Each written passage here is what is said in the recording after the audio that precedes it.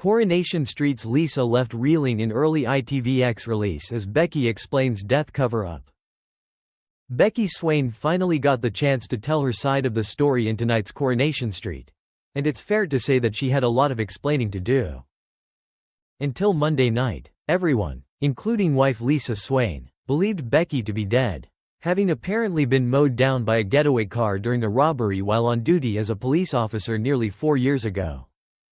However, this clearly wasn't the case, as Lisa got the fright of her life when she found Becky in her living room, very much alive.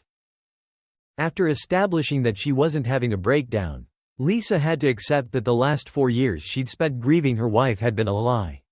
As she went through a whole range of emotions, Becky tried to support her and help her understand what had really happened.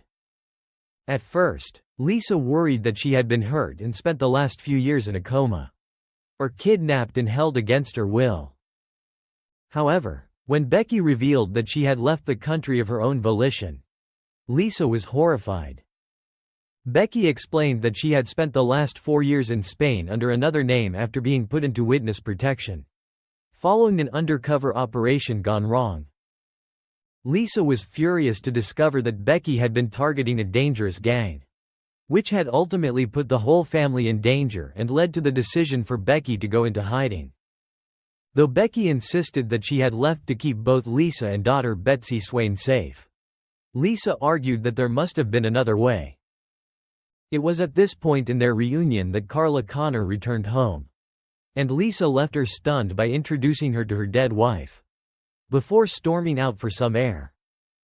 After warding off Roy Cropper's warnings that he had seen Becky in the hospital last week, Carla took the resurrected woman with her to find Lisa. They eventually tracked her down in the park she and Becky used to take Betsy to as a child, and found her sitting on Becky's memorial bench. Having had some time to get past the shock, Lisa wanted to know more about the logistics, mainly who it was they had cremated in Becky's place.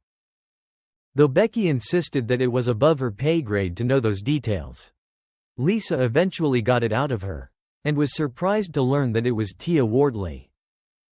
Tia's name has been thrown around several times over the past few months, after Carla's visit to see Logan Radcliffe in prison. Believing she was involved in Becky's death, Carla looked into her, but her search led nowhere. As Lisa and Kid Green began getting closer to the truth last week, Costello paid a woman to pretend to be Tia to throw them off the scent. When Carla pointed out that they had met Tia, Becky set them straight, enlightening them on Costello's involvement. As Becky lamented about how guilty she felt, Lisa stormed off again, before Carla convinced her to hear Becky out. At the factory, Carla left Lisa and Becky to it, and Lisa seemed to soften as she adjusted to Becky's presence.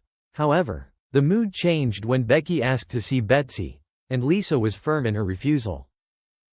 Though Becky used Lisa's words about wishing she'd had one more minute with her wife against her by pointing out that Betsy would feel the same, Lisa stood her ground, insisting that she needed time to get her own head around it before even thinking about involving their daughter.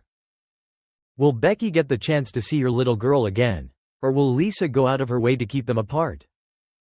Thanks for watching and stay tuned for more movie spoilers next week. Goodbye and see you again.